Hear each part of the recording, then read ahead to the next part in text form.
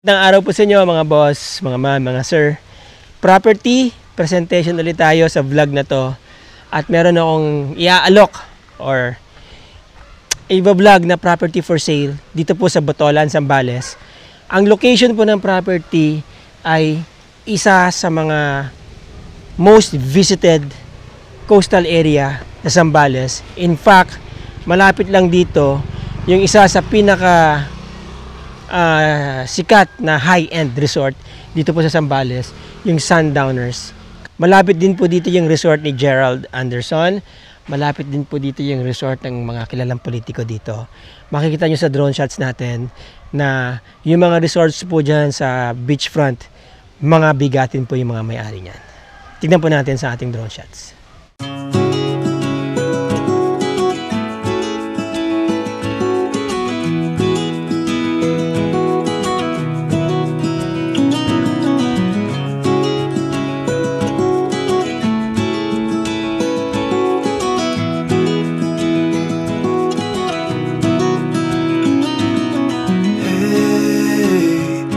You want to leave this place where we grew up, this old town, just put it all behind.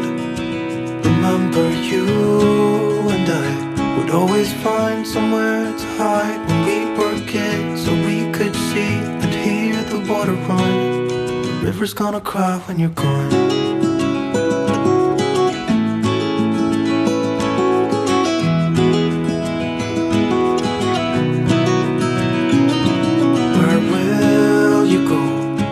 You miss the ones you know. I'll be here, hanging on, waiting for your call.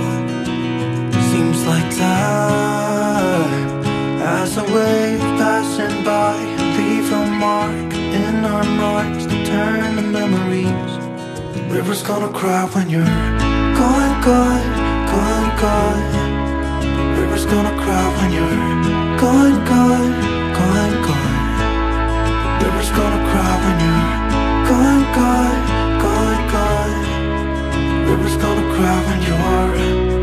The river's gonna cry when you're. The river's gonna cry when you're gone.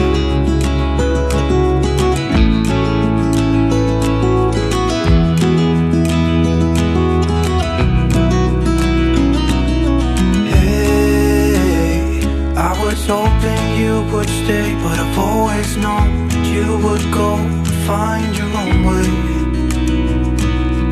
I still see when we climbed up in those trees, 12 years old, to feel the wind and watch the river run. And the sun would always shine when we sat there, you and I. The river's gonna cry when you're gone, gone, gone, gone. River's gonna cry when you're gone, gone, gone, gone. The river's gonna cry when you're gone, gone, gone, gone. The river's gonna cry when you're. The river's gonna cry when you're. The river's gonna cry when you're gone. It's gonna cry, it's gonna cry. The river's gonna cry when you're gone. It's gonna cry, it's gonna cry. Hey, I heard you want to leave this place where we grew up, this old town, just leave it all behind. The river's gonna cry when you're gone.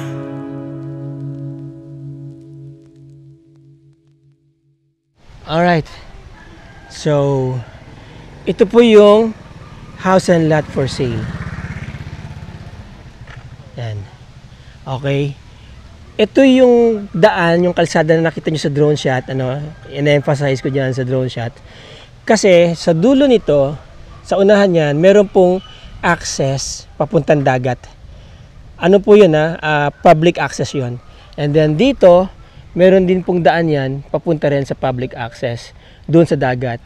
At as you see, mula po dito sa location ng property, kung dire-diretso yan, about 300 to 400 meters, andun na po kayo sa tabing dagat, di ba? Kaya napakaganda po ng location niya, napakagandang jump off point kapag pupunta kayo sa mga magagandang resorts dito. Pasok tayo sa loob. Ordinary lang naman yung bakod niya, no? Chicken wire, semento, and then ito, ang maganda dito sa entrada niya, naka-curve na, no? Hindi matalas, kaya madaling magmaniobra ang sasakyan. Galing ka doon o galing ka man dito. Cemented road all the way, pag ganun. May mga konting buha-buhangin lang dahil nga beach, ano. Tapos, kompleto na yan. May kuryente, may fiber internet service providers. Excuse me, may linya po ng tubig dito. Alright. Ito yung pinaka carport. And then ito yung bahay. Alright, bago tayo pumasok sa loob ng bahay, ano. By the way, ang frontage niya is about 20 to 22 meters. Yan. Okay. Now, itong bahay was constructed in early 2000. Pasok tayo mamaya dyan. Gusto ko lang muna ipakita sa inyo yung paligid ng bahay. Ilan ulit ang size? 894. Okay. Alright. Ang size ng property, kita nyo naman, square, no? 894 square meter yung bahay. Medyo maliit yung frontage niya. Pagdating dito, bumuka siya, no? Pati doon sa gilid. Yan. So, kung nasa 22 square meters po yung yung frontage niya, itong nasa likod niya, mga nasa 30 siguro to. 20 o mga 30 o 32 square meters, ano. Bahala na po kayo mag-compute ng kanyang length or yung mula doon sa road frontage papasok dito sa likod. Alright, now may mga nakatanim na puno, langka, mangga, 4 na punong mangga, ano po. Tapos dito sa likod maluwag pa. Ito siguro kalahati ng property, bakante, ano, nasa 400 square meters to. Yan. Kaya marami pa kayong room for development. Ayan, may linya na ng tubig. Alright. And then ito yung likod ng property. Dalawa structures. May bakod din dito, ano. Although hindi ganun kabongga yung bakod niya, pero may bakod at least, di ba? Yan. Then ito, bodega. Tapos ito yung may bomba dito. Dito pwede siguro maglaba, laundry area. Tapos parang ano na rin, dirty kitchen. Alright. Yan. Bodega. Tanong natin mamaya kung kasama yung mga aircons, no? Kung pati yung mga nakalagay sa loob kung kasama na yan. Alright. Now, itong bahay, mula dun sa bakod, mga 8 meters siguro ang setback niya mula dito. Kaya maluwag pa po dito. Yan, ang Poso Negro. Alright. Yan. May gripo, downspout, no? Naka spandrel ang kisame dito sa labas, kaya patagal yan masira. Actually, hindi nga nasisira yan, basta ma-maintain nyo lang na maayos, eh. Parang aluminum spandrel yata yan. May kamyas dito, daming kamyas, oh. Pwede kayong gumawa ng kamyas candy. Yan. Pagka na-acquire itong property, wag nyo nang paputol itong kamyas ito, malaking bagay po yan. Okay? Konti na lang ang may kamyas ngayon. Ito yung paligid ng bahay, and then ito na yung frontage, no? Pwede kayong maglagay dito ng pocket garden ninyo. Konting landscape na lang to, tapos pwede nyo naman pong pa-remodel itong bahay. At saka mukhang matibay yung mukhang magandang integrity ng structure niya, oh. Kita niyo yung mga poste, malalapit. Ano ng bega o yung beam, 'di ba? Okay. Kita niyo naman yung bubong, 'di ba? Okay sa all right pa. Now, medyo old model ang style ng bahay, but nevertheless, sabi ko nga, pinturahan lang 'yan. Konting remodeling lang, maganda na po ito kasi ang ganda ng location, no? No? Ayan, no? Okay. By the way, hindi po bumabaha dito, ha. Mataas yung lugar na to. Alright. Elevated ang bahay. About, say, mga 8 inches, ano. Naka-tiles dito sa labas itong veranda. Maliit lang siya. About 5 square meters dito, no. Tapos, naka-spandrel ang kisame din dito sa taas. Okay? Naka-grills. Ang mga bintana. Alright. And may aluminum door. Tapos sliding. 'Di ba? Oh. Aluminum din. Okay. Yan. Maluwag, no? Yun. Ang kisame, honest review of course. Repaint lang yan. Sa bang switch. Yan. Oh, namatay. Yun.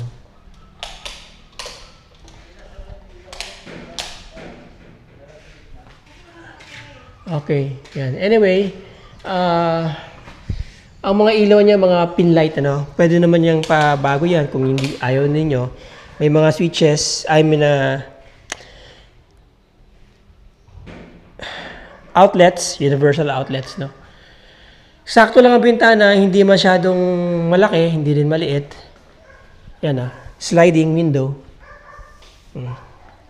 Merong screen sa loob, tapos nasa labas yung glass.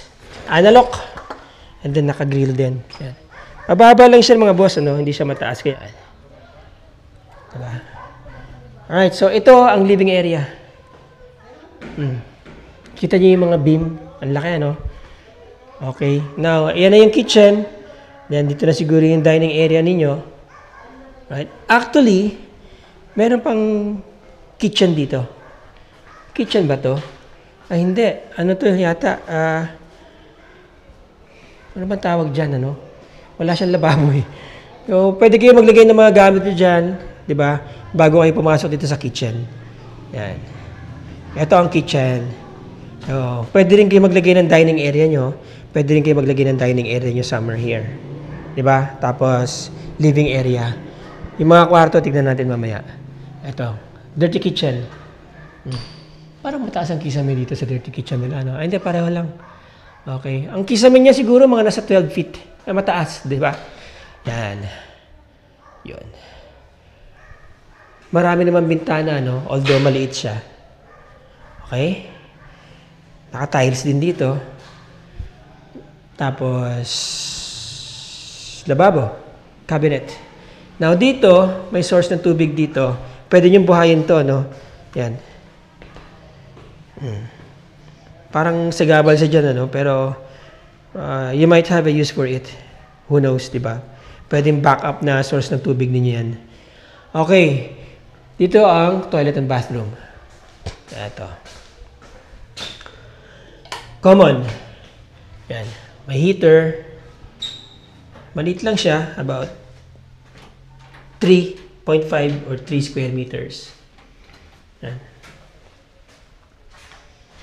Ano to? May switch para sa ano? Sa heater. Okay? Yan. Mababa lang ang pinto. Maliit lang, no? Okay pa. Yan. Dito yan sa kitchen. And then, ito yung nakita natin kanina sa labas. Ayan yung dining area. Alright. Yung nakita natin kanina sa labas. Ito na yan. Ayan. Now, meron pa rin dito pwede nyo gawing kitchen din or yung pagka talagang maramihang hugasan ng plato. Yan dito. Naka-grill na tong labas, ano? At pag nawalan ng tubig sa water district or merong electric pump, which is nandoon na yun, bahay ng electric pump. Yan. So basically, you have 3 sources of water here. Electric pump, nawasa, lakas ng tubig at Jetmatic. Diba? Ayan, may tubig. Diba? Ayan. Medyo brown lang kasi matagal. Wala po nakatira dito eh. Alright. Now, yan. Saka-spandrel din. Tapos may overhang dyan na bubong. Pwede nyo buksan dito. Pwede nyo rin buksan dito. Okay? Ito na yung likod ng bahay. Alright. Maganda ang bahay, no? Pwede nyo naman pa-remodel yan. Nasa imagination na yan ng inyong architect or ninyo. Then, check natin yung mga rooms. Dito muna tayo. Alright, merong isang toilet and bathroom dito. Sharing yan siguro. Ayan. May konting mga repair sa tiles na kailangan gawin. Expect nyo na yan, this house was built in early 2000, so may mga kailangang i-repair, ayusin, ano. Dito, mararamdaman ninyo parang naka-curve. Ayan, no. Tingnan ko lang kung makikita yung curve niya. Kita niyo yung curve? No? Nakataas ng konti dito. Kaya pag step nyo, parang mararamdaman niyo siya eh. Yan o. Yan. Alright, now my room. This is about 6-8 square meter room. Sakto lang. Switch. Yun. May aircon, old model. Window type. And then here, may aircon din. Window type. May cabinet dito. Alright. Yan. Ordinary lang ang mga pintuan. Plywood, no? Okay. Ito, ganun din. Alright. And then here, I guess this is the master bedroom kasi maganda pintuan. Oh. Diba? Solid, oh. Right. So, maganda rin ang switch dito. Ayan. Mas malaki to, master bedroom. Yun nga lang, meron parang, siguro, ano na lang to eh, dinugtong na lang sa bahay dati. Ayan, no, kasi may parang terrace to dati siguro. Anyway, this is the biggest room dito sa bahay, no. Dito kasi frontage na, yan, kita nyo yung labas. Ito, ganun din. Ayan yung gate. Alright? Ayan. Ayan ang room. May aircon din, window type. And then, ano to? Tech Rock ES Company. Last one out, please switch off the lights and AC. Well, siguro naging bahay ito ng isang kumpanya dati. Ayan, bintana nga to. Kumbaga parang dinugtong na lang itong kwarto na to. Okay, so yan. Alright?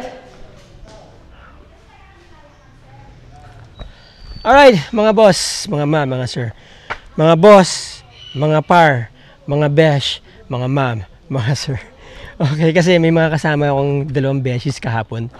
Kaya sabi ko, paano ka ako yung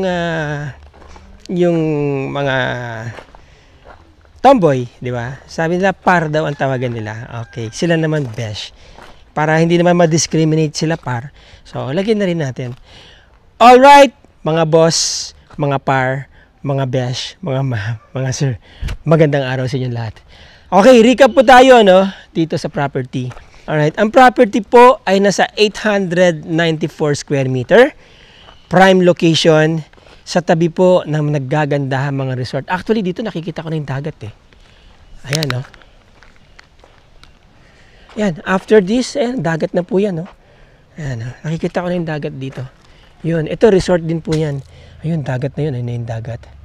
Alright, located po ito sa Botolan, Zambales.